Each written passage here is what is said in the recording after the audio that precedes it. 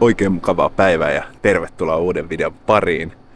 Oikein paljon kiitos myös 300 tilaajaa pärähti rikki ja siitä erityismaininta Karun pojat kanavalle. Antoi pienen shoutoutin heidän tilillään ja saatiin se 300 rikki.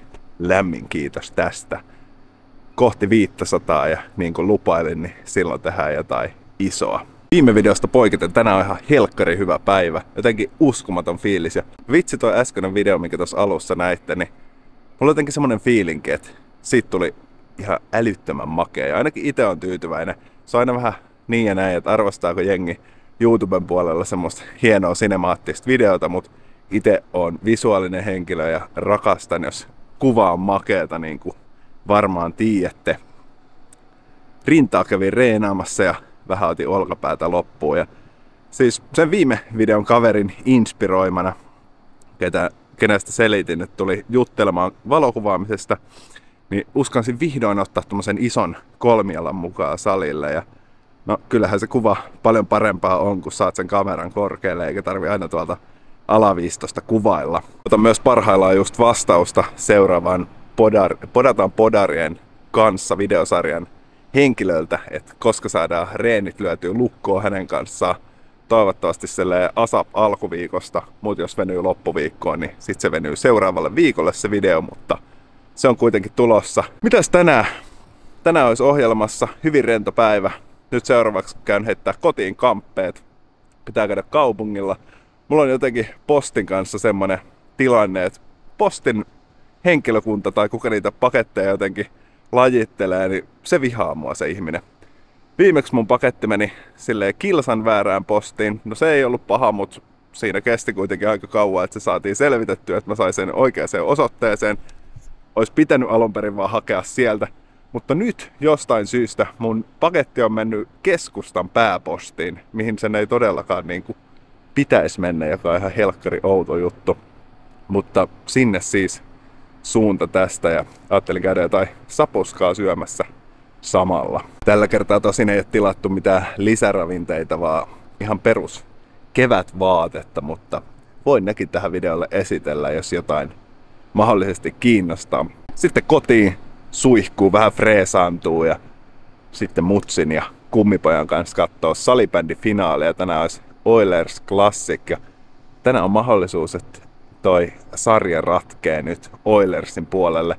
Itse toivon, mutta pelkään, että Classic voittaa sen ja nyt se menee sitten tasoihin ja huomenna se peli olisi Tampereella, niin sitä ei sitten pääse millään katsomaan. Olisi makea nähdä noi kultajuhlat, mutta ajattelin, että pakko painaa joku pikku betsi Oilersille, niin saa jännitystä vähän, eikä nyt ole mikään Ilari Sahamiehen pikkubetsi, vaan ihan oikeasti pikkubetsi. Puhutaan kympeistä, ei sadoista tuhansista, vai mitä se Ilari aikanaan betsasi siihen Hifkille vai Jokereille, en muista, mutta sillä nyt ei ole väliä. Meikä Matadori lähtee kuitenkin kälpsimään nyt kotiin päin. Alkaa sen verran huikumaan, että on pakko saada jotain murkinaa kitaa ja sitten tosiaan kaupungille hakee pakettia. Esittelen sen sitten teille ja kaupungilla käy jossain syömässä. Katsotaan, jos jaksan, niin mä raahaan kameran messiin ja kuvailen sieltä jotain, mutta se on kyllä aina tälleen aloittelevana tubettajana, etenkin yksi aivan saakelin kuumottavaa alkaa kuvaamaan jossain ravintolassa itseään, mutta katsotaan, jos sitä ylittäisi itsensä tänään. En lupaa mitään, mutta palataan viimeistään, kun on paketti haettu. Se olisi kotiin palattu, eihän missään keskustassa jaksanut käydä syömässä. Ei oikein ollut mitään semmoista spottia, mikä olisi ollut silleen, että tonne on niinku päästävä. Katoin yhtä nepalilaista, mutta siinäkin oli buffetti joku 25 G tälleen viikonloppuna, niin ei millään. Hain sit yhden nokkon. Meikän vanha lemppari. Tää vadelmanokko. Tää on semmonen harvinaisuus, mitä ei oikein löydy enää mistään. Ja sitten safkasuositus. Tähän kallioon on auennut tommonen Döner-mesta kuin Bröner. Käytiin siellä about viikko sitten ekan kerran. Ja ainakin silloin älyhyvä Nyt on semmonen katabolia, että otin tämmöset loaded friesit ja sitten tällaisen leivän. Ainakin viimeksi oli silleen, kun otti nämä ranut ja ton leivän, niin oli niin ihan öykky täynnä. Mutta mä syön nämä ranut tästä ja esittelen ton leivän teille pian, joten hyvää ruokahalua. Muistakaa syödä, ettei katabolia iske ja lihakset sulaa.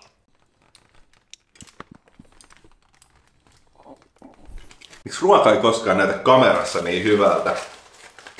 Viimeksi mä otin tuolta semmosen kanaleivän.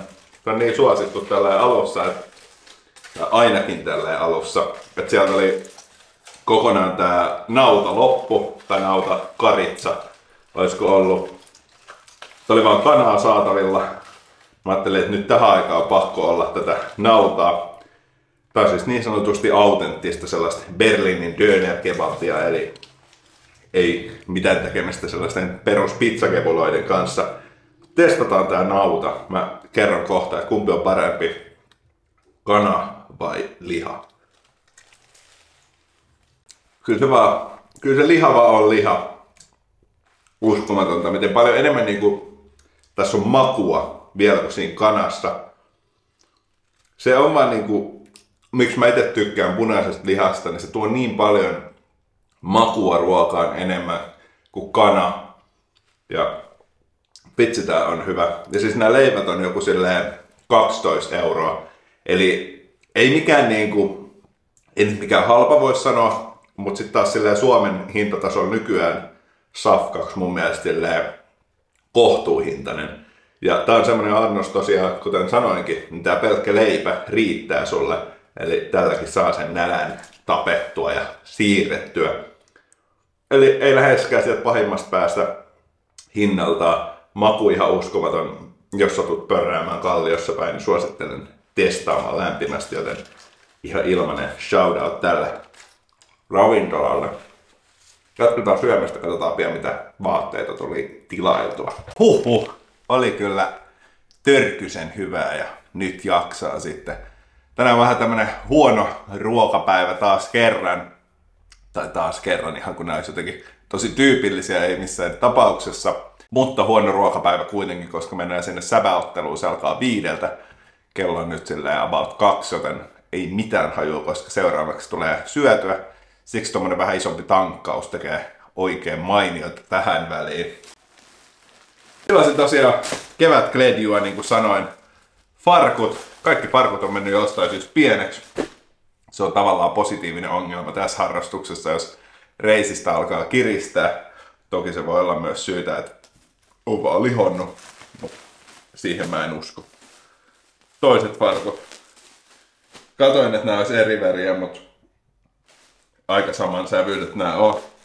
On niissä vähän eroa. Ja sitten yksi takki. Ei jaksa noita toisia farkkuja testailla, koska ne nyt periaatteessa pitäisi olla aika sama malli. En mä tiedä. Omasta mielestä ihan freshi, hyvät ostokset. Etsinyt tällaista takkia jo jonkun aikaa, mutta ongelma itsellä oli se, että kun löysin yhden, se oli semmonen aito 5 huntin nahkatakki ja se on vähän silleen itsellä, että mä en tiedä, onko tää semmonen rotsi, mitä mä välttämättä käytän 5 vuoden päästä. Aika näyttää, jos mä dikkaan tästä vielä silleen kesän jälkeen, niin sit mä voin sijoittaa siihen aitoon nahkarotsiin mahdollisesti, jos se olisi ehkä olessakin. Katsotaan. Tää on vähän tämmönen taksikuskiluukki, että voisiko tossa taksiikin käydä ajelemassa, että pitää välttää, jos joku bolttiluvat hankkis. Päivän huonoin vitsi ehkä tähän väliin. Mutta ei taksiluvista ja takseista sen enempää tälle videolle. Tää oli vähän erilaista videota. Kertokaa mitä tykkäätte. Kertokaa erityisesti mitä te tykkäsitte tosta alusta, koska jos te dikkaatte, niin mä rakastan tehdä tällaista sinemaattista pätkää, tällaista, miksi te nyt kutsutaan, elokuvamaista, jos näin voisi kuvailla, eli sinemaattista toisin sanoen. Mä nautin visuaalisuudesta, mutta sitten mulla on aina semmonen, että kiinnostaako jengiä tai tykkääkö jengiä katsoa sellaista.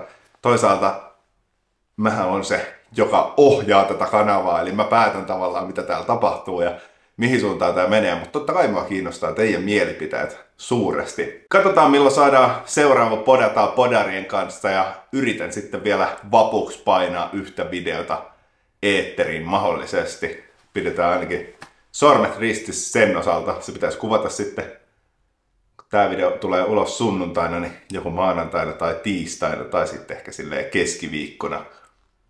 Aika näyttää. En lupaa vielä mitään, mutta yritys on ainakin kova. Kiitos, jos oot katsonut tänne asti videota. Iskehän se peukku. Tällä videolla ei nyt laitettu mitään tykkäystavoitetta, mutta laitetaan se nyt vielä tässä lopussa, jos oot messissä, niin yritetään painaa se 25 tykkäystä tähän videoon. Ja arvostasin oikeasti ihan älyttömästi kommentteja siitä, että mitä te tykkäsitte siitä alusta. Mä haluan kuulla aidosti. Tehdäänkö lisää tollasta? Vai jatketaanko semmoisella ihan perinteisellä tyylillä? Tilaa kanava Road to 500. Se olisi sairas, jos saadaan se kesän loppuun mennessä. Kaikki on mahdollista. Podataan Podareiden kanssa on tulossa lisää. Nyt aletaan kontaktoimaan seuraavia uhreja niin sanotusti. Ja mulla on kovia nimiä mielessä. Se vaan riippuu sit ihan heistä, että kiinnostaako jengiä lähteä tällaisen aloittelijan kanssa treenaamaan. Ei treenaamisessa aloittelija, mutta tässä videon teossa niin välttämättä ei saa niin isoa näkyvyyttä, mutta aika näyttää. Pidetään peukkuja. Muista tykätä videosta, iske se kommentti, tilaa kanava, kerro vielä jollekin friendille ja me nähdään ensi videossa. Se olisi moro!